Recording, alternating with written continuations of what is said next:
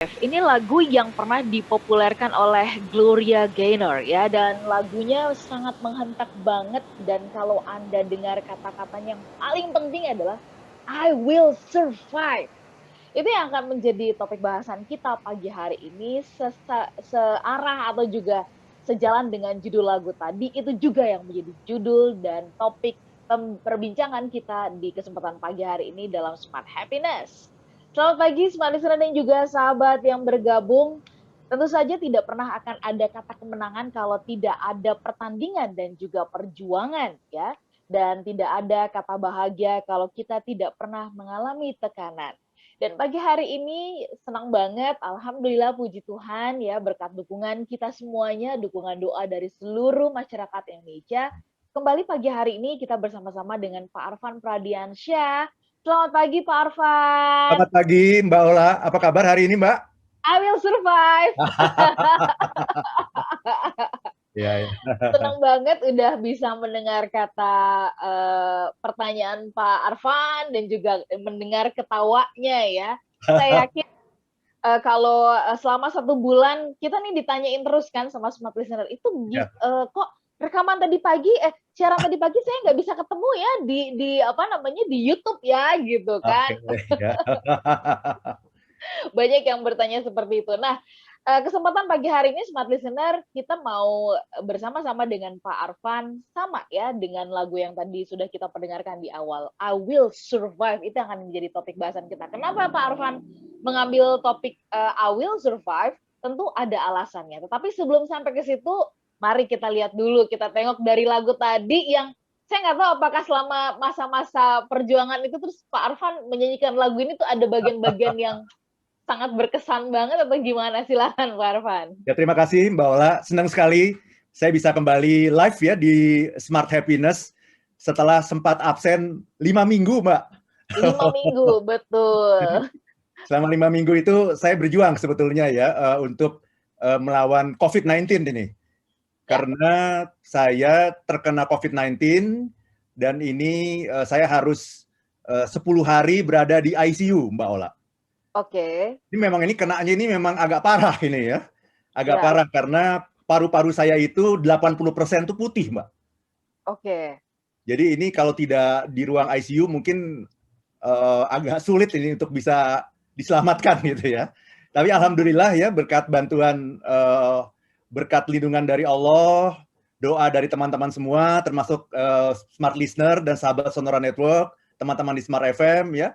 Alhamdulillah setelah 24 hari saya boleh pulang ke rumah gitu. Karena Oke. beberapa kali tes itu selalu positif terus gitu. Masih positif terus ya. Iya. Jadi alhamdulillah saya hari ini sudah hari yang ke-10 Mbak berada di rumah. Oke. Oke. Tetapi memang Jadi masih isoman ya sampai 14 hari gitu. masih Karena memang betul, COVID ini betul, ternyata agak berbeda dengan sakit-sakit yang lain, Mbak. Kalau saya pernah sakit tipes gitu ya. Itu saya di rumah sakit 5 hari, di rumah baru 2 hari, besoknya sudah terbang keluar kota. Gitu. Oke. Nah ini sudah 10 hari juga masih kondisi masih belum terlalu fit banget gitu. Jadi masih Ya, dalam ya. tahap pemulihan gitu Mbak Ola. Ya, ya. Betul, serupa sih Pak Arfan ya. Kami juga punya tim yang terkena COVID begitu, yang sama cukup lama juga sama seperti Pak Arfan di rumah sakit dan begitu sudah bisa mulai aktif bekerja pun ini ya ada periode-periode tertentu yang harus kontrol ke dokter gitu kan, Betul, harus iya. memastikan gitu Setiap ya, seminggu harus menjaga cek ke dokter setiap betul. seminggu sekali Mbak, ya. Betul. Nah, ini tentu kita akan mendengar langsung Smart Listener pembelajaran-pembelajaran apa atau pengalaman-pengalaman apa yang pasti tentu saja lepas dari ini adalah sebuah anugerah dari Tuhan begitu ya Pak Arfan ya, Betul, betul sekali. diberikan kesempatan kembali. Tetapi tentu ada pembelajaran-pembelajaran dan rasanya memang pas itu diwakili tadi membuka kebersamaan kita dengan lagunya ya Pak ya, I Will Betul. Survive ya. Nah, kalau di lagu ini kan ini cerita mengenai pergulatan cinta nih, Mbak. Oke. Nah, Ini kalau saya pergulatan melawan COVID gitu. Jadi tadi kata-kata yang sangat mewakili itu adalah ini. Jadi di sini dia bilang gini ya. Saya bilang begini, go on now, go walk out the door. silahkan kamu pergi keluar pintu gitu ya. Cause you are not welcome anymore. Karena kamu tidak lagi dibutuhkan. Ini saya ngomong sama COVID-19 gitu ya. Karena kamu tidak lagi dibutuhkan di sini ya. Jangan coba untuk menyakitiku. Jangan kamu pikir aku akan hancur ya karena apa yang telah kamu lakukan gitu. Kira-kira begitu, Mbak Ola. Oke. Jadi artinya kita nggak mau terpuruk gitu ya, nggak mau tertekan dengan situasi yang ada gitu ya. Betul, karena kita mengatakan pada diri kita sendiri, I will survive as long as I know how to love. Ya, kalau kita tahu bagaimana caranya untuk mencintai. Ya, I've got all my life to live. Saya sudah mendapatkan hidup saya untuk bisa kembali lagi gitu. I've got all my love to give. Saya sudah mendapatkan hidup saya untuk kembali bisa memberi. And I will survive. I will survive. Oke, I will survive. Baik, Pak Arfan, saya yakin banyak banget ini pembelajaran yang akan kita dapat begitu ya dari apa yang Bapak alami, mulai dari ketika akhirnya kita dapat informasi ya dari dokter gitu ya, hasil lab bahwa terkena positif COVID gitu kan. Ya. Ini kita pengen tahu pergulatan apa yang pada saat itu Pak Arfan rasakan gitu kan. Wah, masa sih, gila, apa yang terjadi pada saat itu gitu ya. Itu yang kita pengen pelajari, dan kemudian dalam proses perjuangan di ICU itu seperti apa, bahkan ketika sudah pulih lalu masih dites kemudian hasilnya negatif, itu down nggak sih, ngerasa kayak gimana begitu. Kita bahas nanti ya di sesi berikutnya. Smart Listener dan juga sahabat yang bergabung, kami mau mengundang Anda. Silakan Anda boleh pergunakan WhatsApp kami di 0812 11 12 959 atau juga YouTube channel Smart FM. Apakah pernah Anda dalam posisi yang paling terpuruk menurut versi Anda ya? Benar-benar itu di titik nol ya, di titik nadir sekali. Dan apa yang Anda lakukan pada saat itu? Anda boleh sharing pengalamannya ya. Sekali lagi di 0812 11 12 959. Kami jeda sesaat. Dan juga sahabat yang bergabung, sebenarnya adalah orang-orang yang paling bahagia itu adalah orang yang bisa mengambil hikmah ya dari setiap peristiwa yang ada di dalam kehidupan kita. Pagi hari ini kami mengajak Anda untuk belajar apa sih hikmah yang didapatkan oleh Pak Arfan begitu ketika beliau dinyatakan positif COVID, kemudian menjalani perawatan sampai kemudian dinyatakan sembuh. Dan tentu ini adalah kondisi yang saat ini kita sama-sama tahu begitu sangat seram ya, begitu sangat menakutkan ya. Bahkan di awal-awal kalau Anda ingat waktu kita bicara tentang COVID, wah ini benar-benar sangat-sangat mengerikan sekali. Nah, kita mau tahu apa sih catatan-catatan di awal waktu Pak Arfan mengalami atau dinyatakan positif COVID ya di awal ya, itu apa yang Bapak rasakan begitu, dan kemudian sampai akhirnya ada di rumah sakit seperti apa gitu perjalanan hati, perasaannya gitu ya, yang bisa di-sharing ke Smart Listener. Silakan Pak Arfan. Terima kasih banyak Mbak Ola ya. Jadi sebetulnya ini awalnya dari sebuah permintaan klien, Mbak. Iya. Jadi ada klien saya, sebuah perusahaan multinational company begitu, yang pernah melakukan sesi motivasi dengan saya di Jakarta untuk para leader-leadernya gitu, dan ternyata sangat sukses gitu ya. Itu di tahun 2019 akhir gitu, sebelum COVID gitu ya. Nah kemudian Januari kemarin mereka mengundang saya ke Gresik. Nah jadi ini ada pabrik di Gresik begitu, yang leader-leadernya kepingin ketemu langsung dengan saya gitu. Kepinginnya face to face gitu, nggak mau melalui online gitu ya. Nah, karena kalau melalui online itu katanya ada sesuatu yang kurang gitu ya, vibrasinya kurang lah gitu ya. Nah, di sini sudah memunculkan diskusi dan juga perdebatan di kantor gitu. Ini saya ambil nggak ini kesempatan ini gitu ya. Dan itu pro dan kontra karena kondisi kita kan masih belum normal ya dari COVID-19 ini gitu. Jadi ada yang pro, ada yang kontra gitu. Tapi dari hati saya sendiri itu saya kepingin datang gitu masalahnya Mbak Ola. Ya, karena saya sudah lama sekali tidak sesi offline gitu. Jadi yang namanya motivator, fasilitator itu pasti ada sebuah kerinduan untuk bertemu langsung dengan audiensnya gitu. Nah, sayangnya yang namanya motivator dan fasilitator ini syarat untuk bisa suksesnya itu nomor satu adalah membutuhkan kerumunan. Gitu. Itu Iya. yang paling dilarang di era pandemi ini kan adalah kerumunan gitu. Tapi justru itulah yang paling dibutuhkan oleh seorang motivator gitu. Nah, jadi di kantor juga pro dan kontra kita, tapi saya sebagai yang akan menjalaninya, yang akan menjadi motivatornya itu terus terang saya merasa eager gitu untuk datang gitu. Sehingga akhirnya saya memutuskan untuk berangkat ya dari Jakarta ke Surabaya, kemudian ke Gresik begitu. Ya. Acaranya sendiri diadakan di Gresik, Mbak Ola. Nah, Ya. ingin saya sampaikan juga kepada Mbak Ola dan juga smart listener ya, bahwa ketika berangkat itu saya merasa saya sangat fit, Mbak Ola. Sangat fit gitu, karena saya memang menjaga kesehatan dengan berbagai macam cara ya. Ya. Makan diatur, tidur juga Olahraga gitu ya. diatur. Kemudian saya sudah Fitness. setahun setengah ini, setiap minggu itu 3 kali fitness, Mbak. Oke. Dan itu kalau Anda lihat di Instagram saya itu saya sering pasang foto atau video mengenai saya di tempat fitness gitu. Jadi ingin menunjukkan gitu bahwa harus sehat loh gitu. Saya 3 kali itu sama personal trainer saya. Jadi saya sampai menyewa PT, personal trainer gitu ya. 3 kali seminggu. Jadi saya merasa saya sehat gitu. Saya sehat, saya kuat, saya pasti akan bisa melalui ini dengan selamat gitu.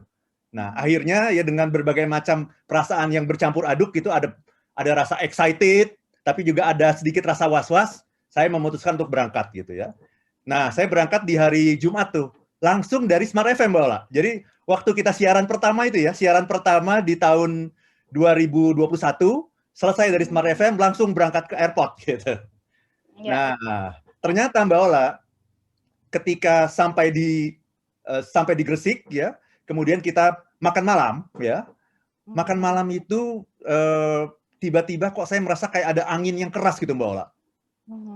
Jadi ini makan malamnya di hotel, tetapi outdoor. Jadi di luar ruangan dekat kolam renang. Anginnya juga kencang, Mbak Ola. Udara terbuka ya, Pak Udara Arman ya. terbuka, anginnya kencang gitu. Tiba-tiba saya sambil nunggu makanan gitu, kok kayak ada angin yang keras gitu yang menerpa dada saya gitu. Nah, saya nggak tahu ini apa gitu, tapi langsung saya merasa tidak enak sebetulnya pada saat itu gitu. Dan yang namanya makan malam kan pakai maskernya cuma sebentar kan? Betul. Ya begitu makan malam kan maskernya dibuka kan gitu kan? Buka, begitu makan Iya, itu. dibuka. Oke. Nah, setelah dibuka lupa masang lagi gitu kan? Akhirnya ngobrol lah kita ya selama 1 jam itu ya. Nah itu saya rasanya udah mulai nggak enak sebetulnya di situ gitu.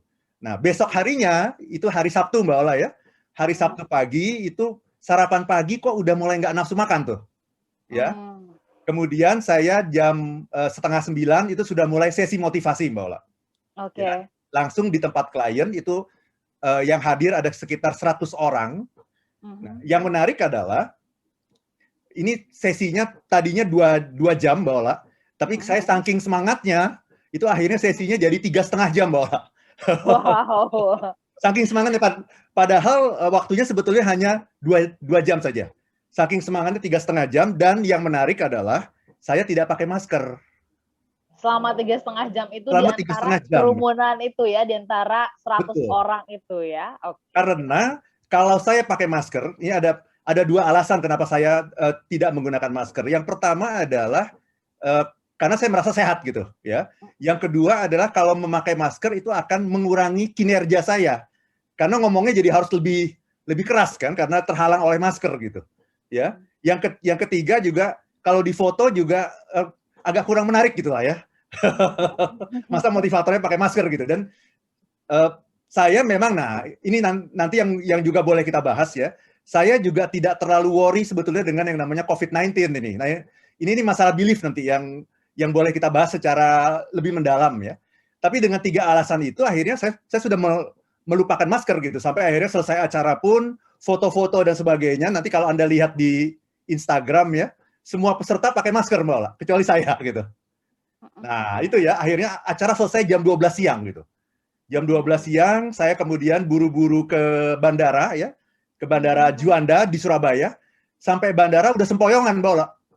Oh, oke. Jadi begitu cepatnya ya, begitu cepatnya ya. Sampai bandara sudah sempoyongan, saya sempat memesan makanan gitu, tapi udah nggak nafsu makan sama sekali. Akhirnya itu yang saya rasakan tuh kayak kedinginan, Mbak Ola. Kayak saya tuh sedang berada di kutub gitu. Benar-benar dingin sekali. Dingin sekali, kepala pusing, sampai akhirnya saya tiduran di kursi di bandara, Mbak Ola. Saking udah nggak tahannya gitu. Sambil menunggu pesawat.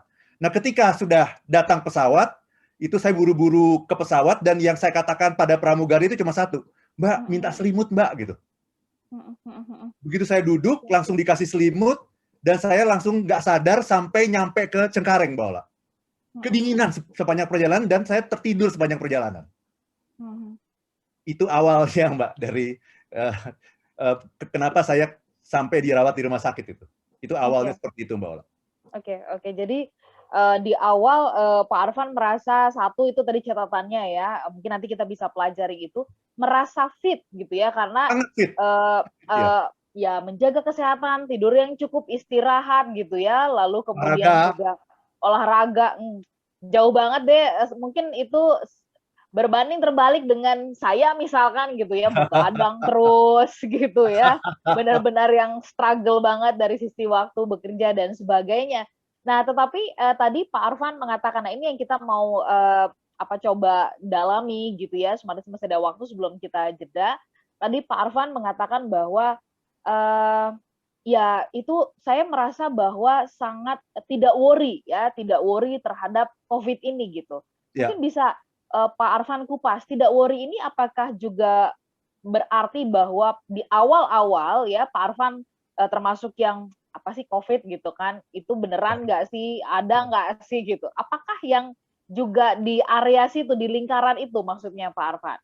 Ya, betul sekali Mbak Ola ya. Jadi ketika kan kita awal COVID itu bulan Maret tahun lalu ya. 2020 ya. 2020. Nah, itu 3 bulan pertama, itu saya adalah orang yang worry sekali Mbak Ola.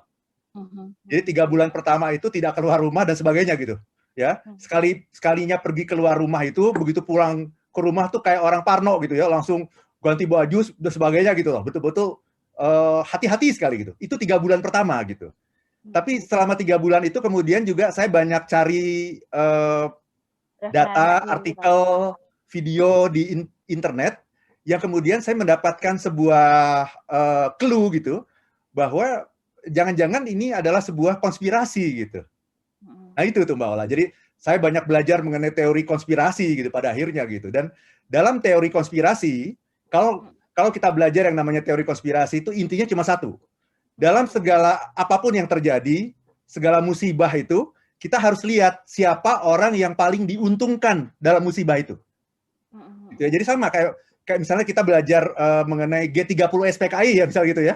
Siapa ini dalang PKI misalnya gitu ya. Nah, kalau dari teori konspirasi, dalang PKI itu adalah orang yang paling diuntungkan dengan adanya G30S itu. Siapa? Itu harus dicari. Nah, itu adalah dalangnya gitu. Nah, sama gitu. Ketika kita bicara COVID, kalau dilihat dari teori konspirasi, siapa orang yang paling diuntungkan dengan COVID ini? Karena dengan COVID ini banyak sekali bisnis yang berguguran, tapi ada bisnis yang sangat maju, bahkan sangat berkembang di era COVID ini. Apakah itu? Oke. Nah, itu bisnis farmasi. Nah, itu kan sangat berkembang gitu. Dan kalau dilihat dari sisi ekonomi politik internasional, ya ujung dari semuanya ini adalah apa? Vaksin. Gitu ya. Jadi vaksin itu harganya mahal gitu, dan ini merupakan bisnis yang luar biasa gitu. Nah, saya banyak melihat video-video semacam itu gitu, yang ada di YouTube. Kemudian nggak lama sesudah itu videonya di take down oleh YouTube. Nah, ini ada apa lagi nih gitu? Kok setiap ada video yang dari kutub yang berseberangan dengan orang-orang yang percaya sama COVID, ya selalu video itu di take down oleh YouTube gitu. Nah, nggak lama sesudah itu saya melihat Deddy Gobushe ya, itu wawancara dengan Ibu Siti Fadilah Supari. Dan wawancara itu kemudian menjadi viral karena disebarkan kemana-mana. Ibu Siti Fadilah mengatakan, COVID ini mestinya terjadi di tahun 2006. Ini sudah dicoba dengan yang namanya flu burung pada saat itu. Dan Ibu Siti Fadilah mengatakan flu burung itu ternyata merupakan sebuah konspirasi. Kenapa? Karena flu burung itu akhirnya tidak diselesaikan dengan vaksin dan sebagainya, tapi diselesaikan dengan politik, kata Ibu Siti Fadilah gitu. Ya, jadi ini yang akhirnya semakin menguatkan saya bahwa jangan-jangan ini teori konspirasi Konspirasi gitu. pada Nah, saat itu ya? pada saat itu. Pada saat itu. Oke. Nah, setelah Ditahan 3 dulu bulan terus itu, setelah 3 bulan? setelah 3 bulan, akhirnya mindset saya berubah, Mbak. Dari orang yang percaya pada COVID, menjadi orang yang meragukan, dan akhirnya nggak percaya sama COVID. Kepada Gitu. COVID ya. Oke, Itu, Mbak baik. Ola. Baik.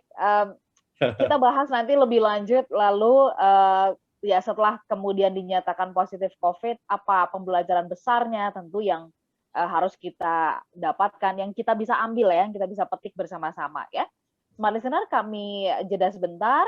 WhatsApp atau juga catatan dari Anda yang sudah masuk, nanti kita akan bahas, kita akan diskusikan bersama-sama di sesi berikutnya. Tetaplah bersama dengan kami.